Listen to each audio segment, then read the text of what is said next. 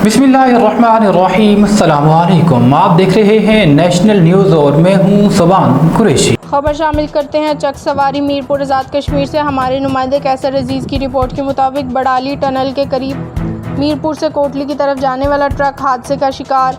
हादसे में मीरपुर से ताल्लुक़ रखने वाले ड्राइवर मोहम्मद शबीर भट्ट मौका पर जाँ बहक हो गए, जबकि कंडक्टर मोहम्मद आफाक ज़ख्मी हालत में रेस्क्यू करके डिस्ट्रिक्ट अस्पताल कोटली मुंतकिल कर दिया गया। हादसे में जाँ बहक होने वाले ड्राइवर की डेड बॉडी को निकालने के लिए रेस्क्यू ऑपरेशन तकरीबन 2 घंटे जारी रहा, जिसमें rescue 1112 Sultania welfare society Gulpur, Naveed welfare foundation Kotli ने हिस्सा लिया। 2 घंटे की मुसलसल कोशिश के बाद डेड बॉडी को गाड़ी से निकाला गया।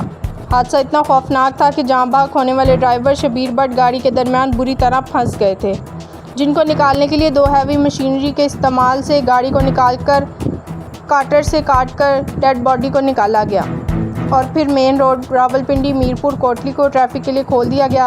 अभी तक हादसे की वजूहात ना पता चल सकी हैं।